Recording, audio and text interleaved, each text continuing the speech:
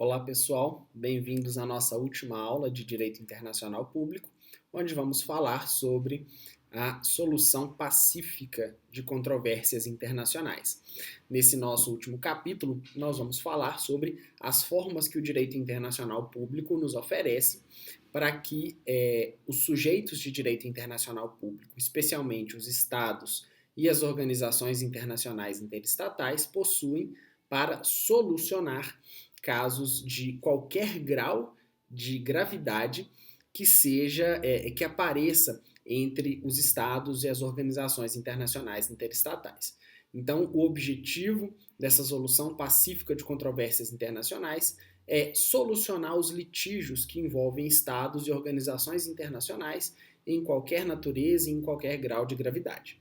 Claro que essa efetivação dessa solução pacífica dessas controvérsias encontra algumas dificuldades que nós já discutimos ao longo da nossa disciplina, como, por exemplo, a inexistência de um poder central mundial que faça efetivar as decisões que são proferidas pelos órgãos de solução de controvérsias internacionais, a igualdade jurídica entre os entes estatais que não permite que um Estado imponha sobre o outro a sua soberania, a soberania nacional e o princípio da não intervenção, que limita as ingerências de um poder estrangeiro sobre outro Estado, sobre o território de outro Estado, e o fato de a sociedade internacional ser marcada pelo fenômeno da coordenação e não da subordinação.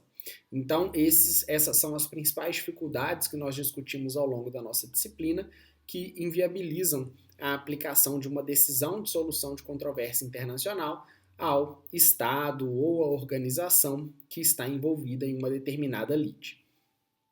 Qual que é o conceito desses meios de solução de controvérsias internacionais? São os instrumentos que são voltados à promoção e à proteção dessa composição de litígios na sociedade internacional. Então, quando nós estamos diante de um litígio, esses meios que nós vamos estudar hoje são esses meios que possibilitam a solução desses litígios no plano da sociedade internacional. E essa solução desses litígios são marcadas por 4 características. A primeira característica muito importante é a característica do voluntarismo, ou seja, só podem ser acionados os mecanismos de solução de controvérsias internacionais caso haja o consentimento dos sujeitos envolvidos nessa determinada controvérsia, que vai ser examinada por esses meios de solução de controvérsia internacional. Então, para que haja a possibilidade de resolução desses conflitos, tem que haver a vontade, ou seja, a característica do voluntarismo desses estados que vão voluntariamente se submeter à solução da controvérsia internacional.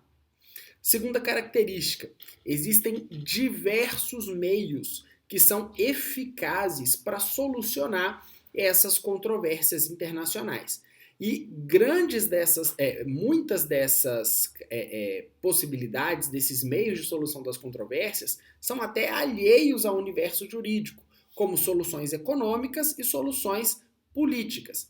Então, o próprio direito internacional público admite a possibilidade de que os mecanismos de solução de controvérsias internacionais considerem alternativas de solução dos litígios que não recorram ao universo jurídico, como os meios de solução jurídica de controvérsia internacional, utilizando outras formas de solução de controvérsias que nós vamos mencionar aqui na nossa aula de hoje.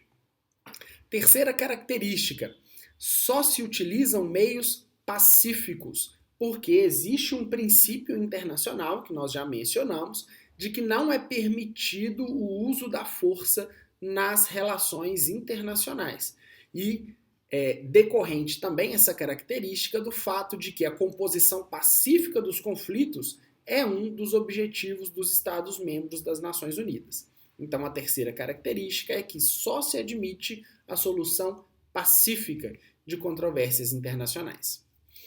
E a quarta e última característica são os mecanismos preventivos. Esses mecanismos preventivos são instrumentos elaborados pelos Estados, segundo normas de direito internacional público, que visam colocar fim a uma situação de conflito de interesses antes mesmo de que ocorra uma situação que possa degenerar uma posição definida de paz e de coordenação entre estados na sociedade internacional. Então, esses mecanismos preventivos de solução das controvérsias internacionais, eles preveem a ocorrência de um conflito e o objetivo é a manutenção da paz na sociedade internacional, de modo que a eclosão de uma situação mais grave não ocorra. Ok? O rol de mecanismos de solução pacífica de controvérsias internacionais está lá no artigo 33 da Carta das Nações Unidas, que prevê que os sujeitos de direito das gentes procurarão, antes de tudo, chegar a uma solução das suas diferenças por negociação, inquérito, mediação, conciliação, arbitragem, solução judicial, recurso a entidades ou acordos regionais ou qualquer outra forma de solução pacífica à sua escolha. Então vejam que esse rol do artigo 33 não é um rol exaustivo, ou seja, é um rol exemplificativo, porque não exclui outros modos de solução de controvérsias que vão permitir o alcance da resolução de uma lide, desde que esses métodos sejam pacíficos. Segunda observação, não existe hierarquia entre esses mecanismos que estão disponíveis para a solução das controvérsias internacionais. Então, qualquer dos mecanismos de solução podem ser escolhidos, quaisquer dos mecanismos podem ser escolhidos para a solução das controvérsias internacionais. Ok? Vamos falar agora sobre a classificação desses métodos. Primeiro, quanto à compulsoriedade das decisões. Elas podem ser obrigatórias ou facultativas, dependendo da vontade que o Estado exprimiu lá no momento em que ele aceitou a jurisdição de uma corte internacional ou de uma forma de solução de controvérsia internacional para a solução daquela lide. Ou quanto à fundamentação da decisão, podendo ser meios diplomáticos e políticos ou meios jurisdicionais de solução das controvérsias internacionais. Então, quanto à fundamentação, nós temos os métodos não jurisdicionais, que são os métodos diplomáticos e políticos, e os métodos jurisdicionais, que são aqueles que recorrem a uma estrutura de uma corte transnacional para a solução das controvérsias internacionais. Então, o que são os meios diplomáticos? Falando agora propriamente sobre os meios diplomáticos. Os meios diplomáticos se caracterizam pela manutenção de um diálogo entre as partes que estão envolvidas em uma determinada divergência internacional, com o objetivo de chegar a uma convergência de ideias que permita a maior satisfação possível dos interesses dos envolvidos nessa discussão, nessa lide internacional. Então, o objetivo dos meios diplomáticos é permitir a manutenção do diálogo visando a solução daquele litígio. Enquanto os meios políticos são praticamente idênticos aos meios diplomáticos, mas com a diferença de que as tratativas entre as partes em litígio ocorram não de forma diplomática, mas no âmbito de organizações internacionais e dos próprios órgãos dessas organizações internacionais, como a Assembleia Geral da ONU e o Conselho de Segurança da ONU.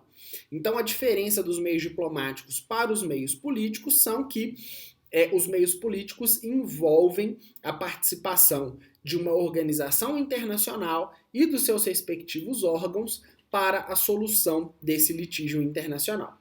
Agora nós vamos falar um pouquinho, bem pouquinho mesmo, sobre cada um desses meios diplomáticos e políticos. O primeiro deles é a negociação. O que ocorre na negociação?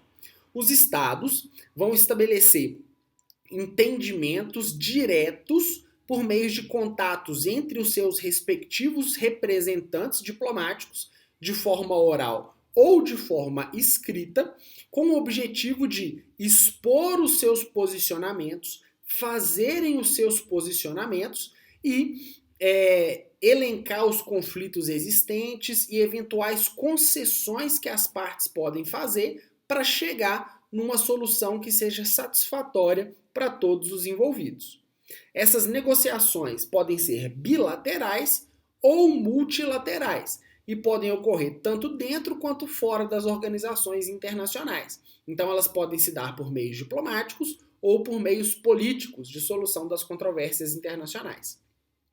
Em geral, essa negociação é anterior ao emprego de outros meios de solução de conflitos internacionais, mas nada impede que a negociação ocorra também em um momento oportuno. E, em regra, essas negociações se revestem de uma maior formalidade.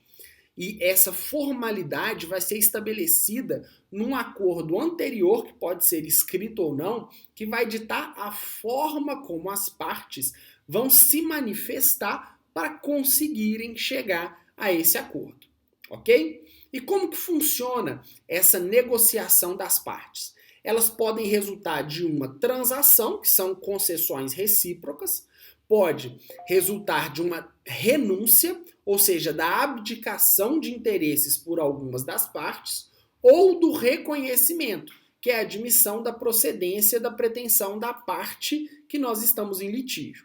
Lembrando que essas formas de se chegar a uma resolução desse conflito, vocês já estudaram lá na teoria geral do processo, que é a transação, a renúncia e o reconhecimento do pedido lá na teoria geral do processo. Então aqui, na negociação, funciona mais ou menos da mesma forma. Uma segunda forma diplomática ou política de solução de controvérsias internacionais é o inquérito. Mas o inquérito não é propriamente uma solução, mas sim um mecanismo, um instrumento que é voltado para esclarecer esses fatos em conflito, preparando o terreno para uma eventual aplicação de um meio de solução pacífica de controvérsia internacional. Então, o inquérito tem o objetivo de reunir informações, tem o objetivo de reunir provas, reunir elementos que vão dar margem à instalação posterior de um método de solução de conflito internacional. Então, ele tem um caráter investigativo e preliminar a outro meio de solução de controvérsias internacionais. Então, ele é aplicável quando existe uma situação de fato que ainda não está esclarecida e que, por meio dessas regras de inquérito e de investigação, que são de caráter facultativo, vão esclarecer a situação para que outro método de solução pacífica de controvérsia internacional tenha condição de esclarecer a situação de fato. O terceiro método são as consultas. O que são as consultas? São mecanismos pelo qual os estados e as organizações mantêm contatos preliminares com o objetivo de identificar e estabelecer quais são os pontos controvertidos para que uma futura negociação ou uma futura forma de solução pacífica de controvérsia já esteja facilitada. Então, assim como o inquérito, as consultas não são propriamente formas de solução, mas sim métodos de preparação para uma solução de controvérsia internacional, ok? Agora, em quarto lugar, os bons ofícios. O que são os bons ofícios? Bons ofícios é uma oferta espontânea de um terceiro, normalmente chamado de moderador, para colaborar na solução de uma controvérsia internacional entre estados ou entre organizações. Os bons ofícios, eles podem se instaurar a partir de um pedido das partes em litígio, ou pode ser oferecido por um terceiro, e nesse caso tem que ser aceito por ambas as partes que estão em litígio. Os bons ofícios podem ser oferecidos tanto por um Estado, quanto por um organismo internacional, ou até mesmo por uma autoridade de projeção internacional que vai simplesmente se incumbir de aproximar os litigantes, tornar os litigantes mais próximos, ou oferecer um espaço neutro para que os litigantes possam conversar e possam negociar acerca da solução daquela controvérsia internacional. E os bons ofícios são bastante parecidos com a quinta forma de solução política e diplomática, que é a mediação. Qual que é a diferença dos bons ofícios para mediação? Nos bons ofícios, o terceiro, que vai se propor a ajudar a solução daquela lide, ele vai simplesmente oferecer um espaço e proporcionar a união daqueles entes em litígio. Na mediação, o terceiro tem um papel ativo. Ele tem um papel, inclusive, de propor alternativas para a solução do problema. Que aí o mediador pode ser tanto um Estado como uma pessoa natural, que tem que normalmente ser aceito por ambas as partes para que a decisão recomendada pelo mediador e que os Estados vão chegar a uma conclusão possa ter condição de ser executada. A mediação ela pode ser facultativa ou pode ser obrigatória se estiver no contexto de um tratado internacional.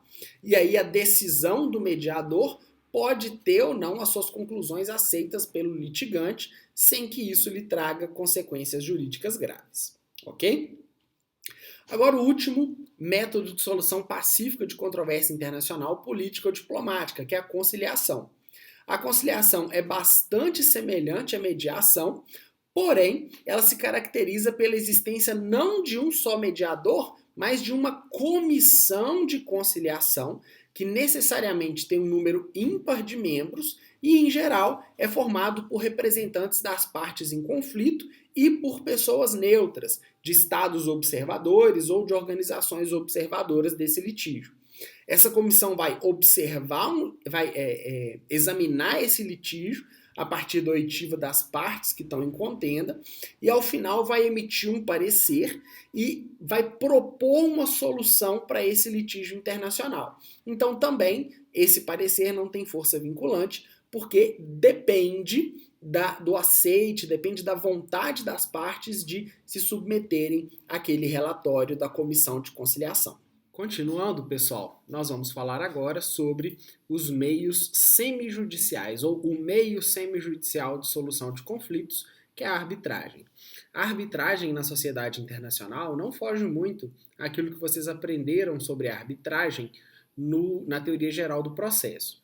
Os meios semijudiciais são aqueles cujo resultado é uma decisão fundamentada do direito e juridicamente vinculante para as partes, porque elas voluntariamente dizem que vão se submeter a esse arbitramento e essa composição do litígio através de uma ação dos árbitros. Os árbitros contam com os poderes pré-determinados que são fixados pelos litigantes, pelos próprios litigantes, dentro da cláusula compromissória ou do compromisso arbitral, assim como acontece na arbitragem no direito interno.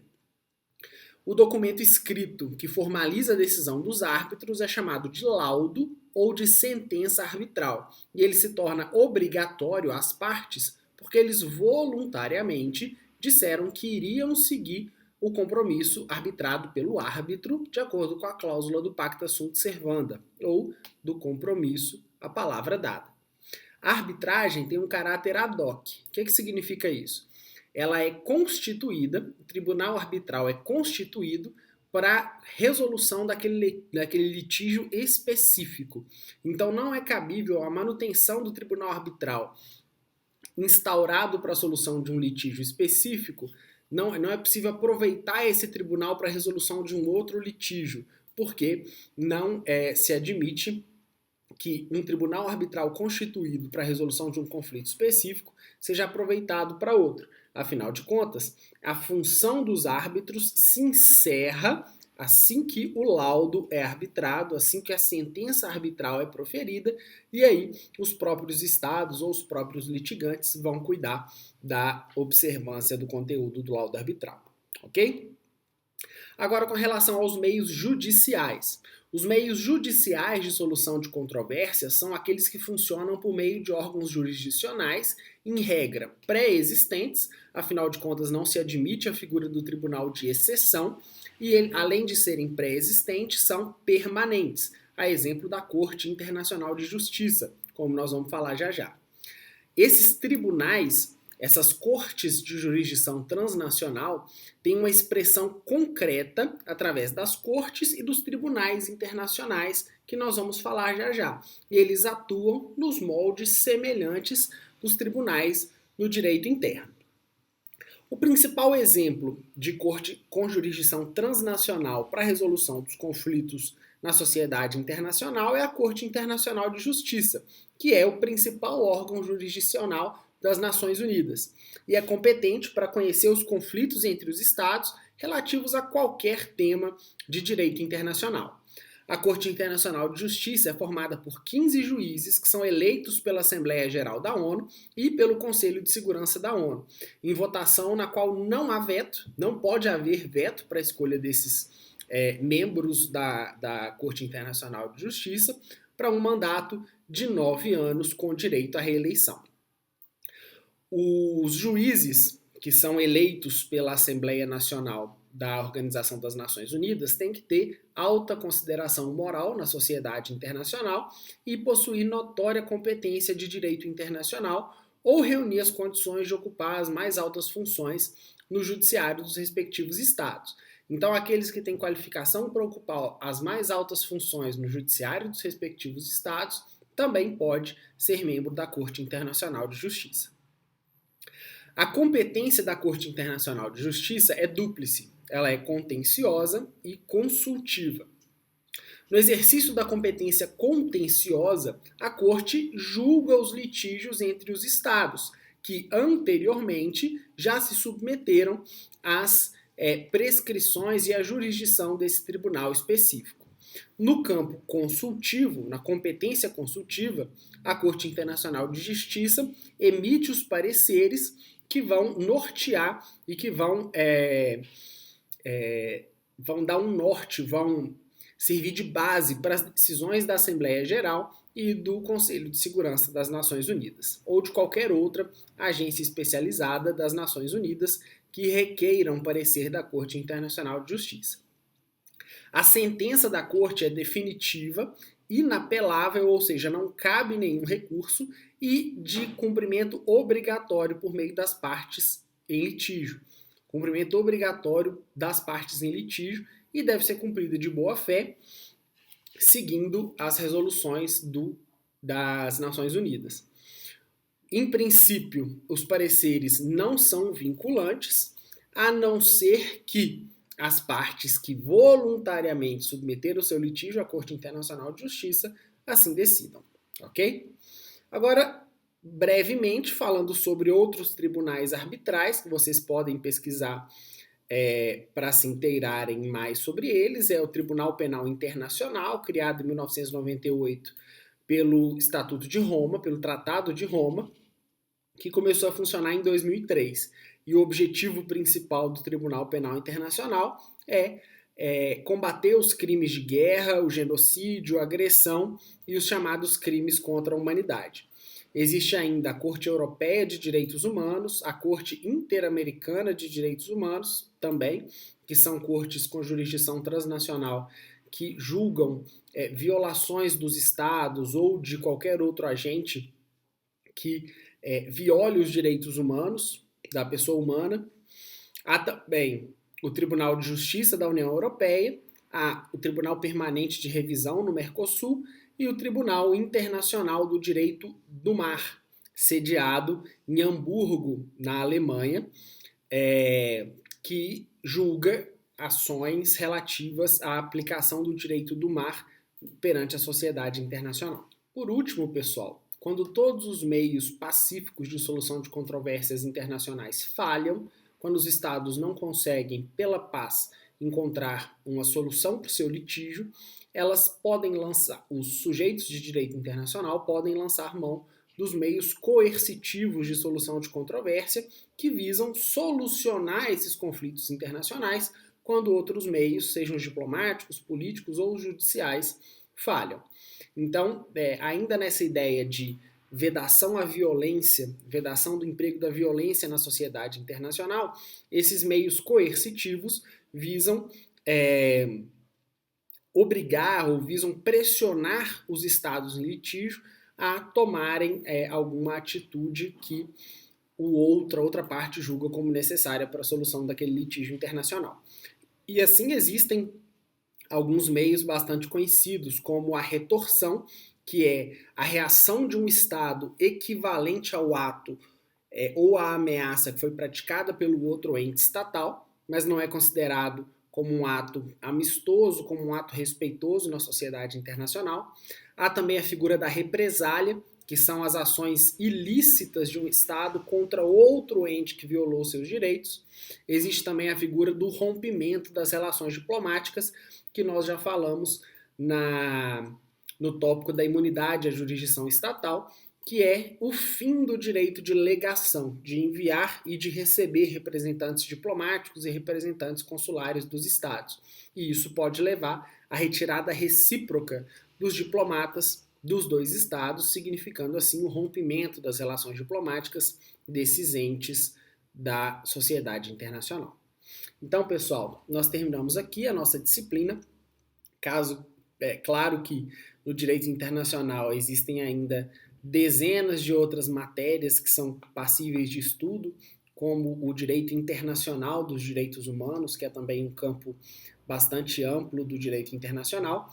Pode ser que nós tenhamos oportunidade de estudar isso ainda em uma disciplina optativa ou em tópicos especiais lá na frente, no curso de vocês, mas por enquanto é isso que vocês vão aprender do direito internacional público. Lembrando que a matriz que vocês estão cursando ainda tem uma disciplina de direito internacional privado, mas aí a situação é totalmente outra.